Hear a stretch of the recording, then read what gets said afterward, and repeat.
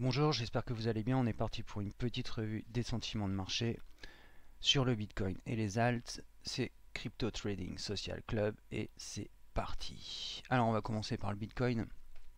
On m'a demandé plusieurs fois là en privé, etc. Pourquoi tu fais pas des vidéos ces jours-ci? Mais c'est simple, il se passe rien. J'ai donné tous les scénarios en fait sur le point Bitcoin de la dernière fois, mais je vais quand même déjà vous les rappeler, puis je vais vous expliquer aussi comment tout ce qui peut se passer en fait, d'accord? Et on va regarder les alts évidemment qui font la gueule. Alors on va pas tous les regarder, on va regarder que quelques-uns parce que tout simplement ils ont absolument tous, ils ont tous la même gueule, ils font tous la même chose, c'est-à-dire des ranges et des triangles. Il n'y en a aucun qui a réintégré les triangles, on est tout le temps euh, sous les pullbacks, on doit aller les chercher, donc on va voir tout ça, d'accord? On va voir ça après. On ira aussi sur Binance Coin parce qu'il est très intéressant, parce que lui il est à rebours de tout le monde. Moi je suis dessus là en ce moment d'ailleurs, et on va voir ce qui se passe, d'accord? Donc là tout simplement, allez, on va partir en 1 heure pour un peu plus de lisibilité. Et moi je pense que par exemple les alts là par exemple peuvent emmener le BTC, le faire monter jusqu'ici, d'accord? Voire ici, au 9000. Ensuite on aura un ABC. Donc notre ABC toutefois, il peut très bien se faire ici aussi, ok? Je vais vous expliquer pourquoi je pense à ce niveau-là, c'est par rapport aux alts. Parce que les pullbacks ne sont pas faits, on verra ça juste après. Donc évidemment, on pourra avoir un ABC ici, ou tout simplement un ABC qui vient ici si on a une dernière phase de volatilité. Là, très simplement, on est dans un tunnel sur le BTC, d'accord? Un tunnel dans les Bollinger. Donc ça casse à la hausse ou à la baisse. Si ça casse à la baisse, là, moi j'ai un point d'entrée intéressant à 7006 pour aller vers les 10 000. D'accord? On va se mettre en 4 heures pour qu'on voit mieux. Ça, je vais le virer, on s'en fout.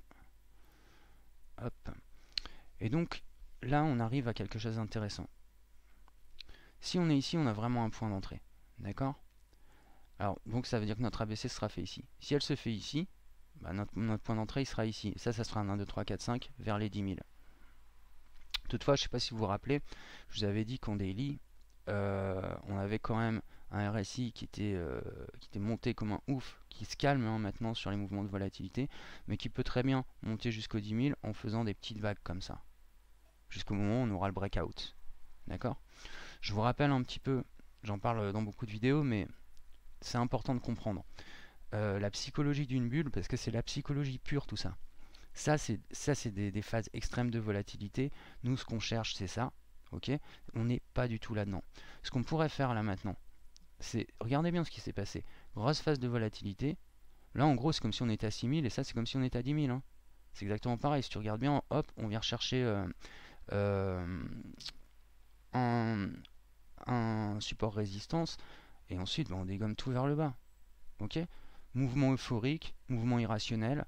Bah voilà, cas typique d'une bulle qui n'est pas finie. Moi, ce que je cherche, c'est ça. Ce qu'on cherche, c'est ça. Je pense que tous les traders sont d'accord avec moi. Et donc, pour moi, là, on n'y est pas. On peut très bien redescendre ici, faire le pullback, et puis en fait, échouer sur ce pullback et venir redescendre et commencer à glisser sur le bas du triangle. Alors, évidemment, là, ça peut reprendre, faire une tasse avec Hans, etc. Moi, j'y crois pas trop, mais c'est possible. Hein. Toutefois, c'est possible. Tout est possible de toute façon dans un marché. On pourra avoir ouais, ce truc qui fasse comme ça et qui remonte tout doucement vers les 10 000.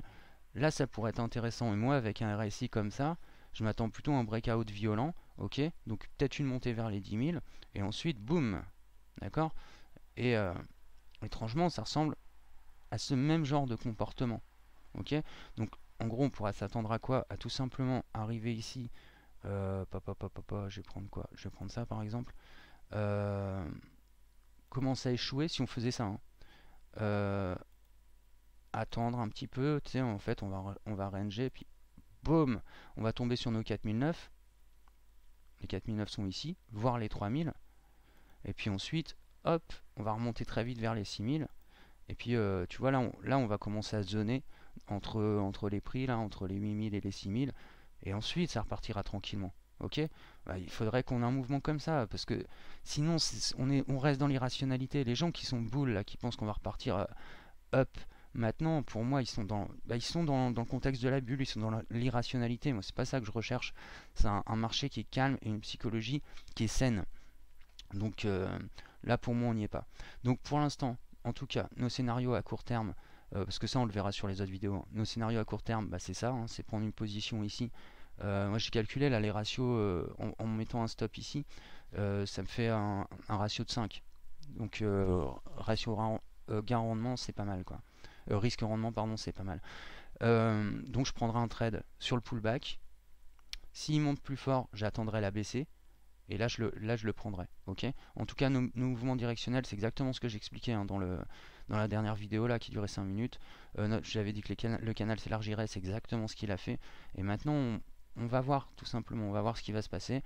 Logiquement, on devra arriver au 9000 si on décide d'aller vers le haut ou au 7006 si on va vers le bas et qu'on fait notre pullback ici. Ok. Ce qui sera assez logique hein, d'ailleurs de faire un pullback. Mais les alts, donc maintenant on va aller faire un petit tour vite fait dessus. Alors c'est pas cette ETC là, Ether là je veux. Donc là on voit bien que ce que fait la Ether, tous les coins le font.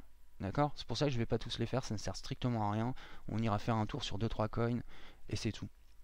On voit bien qu'on est dans un triangle là.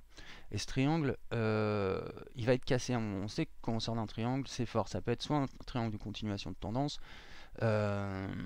soit il va venir chercher le pullback, donc en fait on arrivera vers 520 $ là sur l'Ether, ou alors tout simplement on ira chercher les 100%, donc à 300, enfin à 400 $ environ, et ce qui nous confirmera aussi ce double top. Donc tout simplement les deux positions sont valables. Ok, le pullback qui viendra ici, qui je pense sera rejeté de toute façon, à moins que le BTC aille à 10 000. Donc là dans ce cas là ça va être intéressant, soit on va ranger sur les alts. Je voudrais vous expliquer un truc très vite sur le BTC par rapport aux alts en fait. Sur le BTC ici quand on était donc c'était ici, on a cassé un cycle haussier. Ok, donc en fait à partir du Dead Can Bounce on était baisse hausse baisse hausse baisse hausse baisse hausse, et là en fait on est revenu à un contexte qui est hausse baisse hausse baisse hausse baisse. D'accord, et ça c'est intéressant parce que ça nous prouve qu'on est en fin de cycle. D'accord. Et ces cycles-là, ils vont être intéressants parce que le Bitcoin, c'est l'actif leader. Donc, en bulle, si le Bitcoin monte, tout monte. Mais en temps normal, quand le Bitcoin monte et qu'il a la dominance du marché, quand il fait plus de 50% ou 40%, les altes baissent. Et c'est un jeu qui est toujours comme ça, pour ceux qui sont dans les cryptos depuis longtemps, ils le savent. Donc, on a cette psychologie-là. Là, on est en train de revenir à cette psychologie tout doucement. Là, évidemment, les alts vont continuer à suivre le Bitcoin. Hein. On n'est pas en sortie de bulle non plus. Donc, on est en fin de bulle, mais on n'est pas encore sorti. À mon sens, en tout cas. On va aller faire un petit tour sur Bitcoin Cash et vous allez voir que c'est le même contexte que sur Ether. On a un pullback qui s'est pas vraiment fait, hein, en fait, qui se cherche, mais qui voilà, il traîne dessus, en fait. Donc on va voir, est-ce qu'on va avoir une phase de volatilité haussière? Donc tout ça c'est des ABC là en fait. Hein. Je vous avais dit que les ABC viendraient ici. Alors soit maintenant il s'est terminé, il monte là ou il descend, il va rechercher le 100%. Ça va être pareil sur quasiment toutes les monnaies, on peut aller voir sur Monero. Je pense pas que ça ira plus bas. Hein. Quand je parle des 100% de Fibo, je pense pas que ça ira plus bas. Par exemple si on arrive à 105 là ici, je pense qu'on aura un rebond après parce que le Bitcoin, je pense qu'il va monter là, clairement. Même s'il nous fait un ABC, ça va travailler, ça va descendre ici. Ça serait tout à fait normal qu'on fasse ça hein, en fait.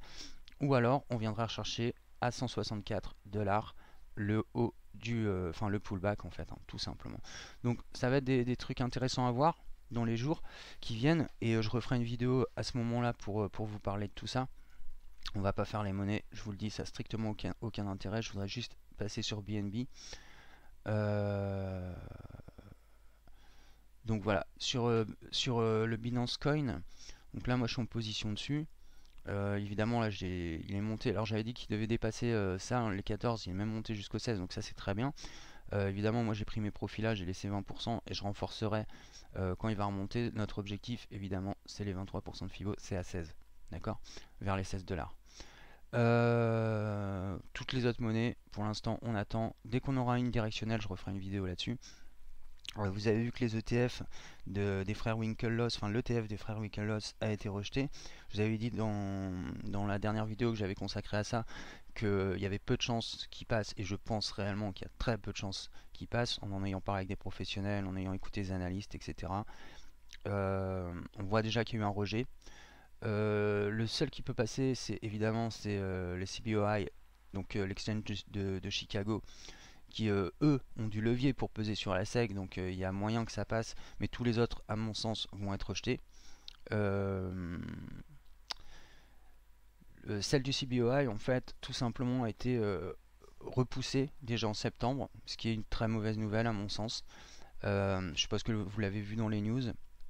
Il y a tellement de gens qui sont à fond sur les ETF, etc. Ça fait rentrer des gens dans le marché, hein, les ETF. Comprenez bien, un ETF, c'est très bien pour les gros investisseurs, mais d'habitude, un ETF, en gros, c'est entre 100 fois ou 10 fois moins cher. D'accord? Donc ça ferait, si un Bitcoin il est à 6000, et bien ça nous le fera à 600 par exemple. Ça existe déjà, hein, sur certains trucs en CFD, mais c'est pas des ETF, des vrais ETF, quoi. Et euh, en fait, je pense que la SEC sait que le Bitcoin est un actif trop volatile. D'habitude, on prend comme pour le Nasdaq, il y a plein d'entreprises dans le Nasdaq. Et euh, le Lixor, en fait, donc l'ETF du Nasdaq, est fait en fonction de toutes ces entreprises. Là, on n'a qu'un seul actif, qui est le Bitcoin, qui a une volatilité de fou. Comprenez bien, hein, le Nasdaq, quand il bouge même si Wall Street a clôturé pas mal là, ces derniers temps, il bouge de 0,50 points. C'est que dalle en une journée. Les grosses journées, c'est 1%. Là, vous comprenez bien que sur une volatilité où on est capable de faire du 30% en une journée, en une clôture, c'est violent. Donc, je vous l'ai dit, les investisseurs pourraient très bien se retourner contre eux. Ils aiment l'argent, mais pas la volatilité. Ils gèrent leurs risques, hein, c'est tout à fait normal. Donc, à voir ce qui va se passer sur tout ça. Ça va être intéressant de voir ce qui va se passer. Bon, déjà maintenant, tous ceux qui attendaient la décision en août, bon, vous savez que c'est mort. On attendra septembre. Et attendez-vous à voir tous les ETF rejetés les uns après les autres. Et la décision finale, évidemment, ça sera le CBOI. Et quand il passera, je pense que eux, ils ont une petite chance. Mais ça reste quand même extrêmement faible. D'accord, on a une marge de manœuvre très faible. Pour moi, la SEC, il y a une demande de TF. En général, la SEC, c'est très simple, hein. Elle dit oui ou elle dit non. Déjà, si elle commence à faire des rallonges, c'est que, tu vois, ils réfléchissent bien au truc et qu'ils sont pas vraiment emballés. Donc, voilà. Donc voilà ce que je voulais vous dire là-dessus, parce que vu qu'on a eu des news depuis la dernière vidéo. Donc voilà. Donc comme je vous dis, je vous ferai une vidéo un peu plus complète quand on aura une directionnelle sur le marché, donc sur le BTC. Oubliez pas que tout ça, c'est un marché qui est pas mal, hein, mais qui pour moi, c'est du court terme. C'est du bullish pour court terme, tout ça, d'accord. Ça reste extrêmement volatile. C'est voilà, je suis pas comme un ouf pour. J'ai entendu plein de gens, hein, j'ai regardé des vidéos qui pensent que la bulle est terminée et tout. Justement, moi, quand tout le monde commence à penser ça, c'est justement, ça m'incite à me dire que voilà, ils sont dans la psychologie de la bulle, donc dans l'euphorie de la bulle, dans la volatilité en fait. Et une bulle, c'est justement, bah, ça tue les gens qui sont dans sa psychologie. Faut comprendre, hein, quand je parle de psychologie, c'est important dans le trading. Et parce que tout ça, ce n'est que de la psychologie. C'est des chiffres, c'est tout ce que tu veux, c'est de l'analyse technique, mais c'est avant tout de la psychologie. Et une bulle, c'est particulier, quoi. Donc pour moi, des forts taux de volatilité comme ça, j'aimerais bien qu'on aille au 10 000 parce que ça va me faire des bons trades. Mais toutefois, voilà, tu vois, moi, je me dis, il faudrait vraiment qu'on ait comment dire, des graphiques bien particuliers, ouais, soit des tasses à vacances, euh, soit là il se passerait plus rien, par exemple pendant des mois ici, on redescendrait, on zonerait là-dedans. Pourquoi pas? Moi je crois plus qu'on va aller vers les 10 000, qu'on va se scratcher, on va faire un beau jet vers le bas, et puis ensuite bah là je commencerai à poser du hold, j'en ai posé un petit peu quand même là, mais c'est vers ces points là que je me dirige. Donc voilà, c'est tout ce que je voulais vous dire, tradez bien. On se revoit dans 2-3 jours dès que le mouvement a pris une impulsion et une direction. Et faites attention à vous, à vos familles, à vos portefeuilles évidemment. Et je vous dis ciao, passez une bonne journée. Ciao les gars.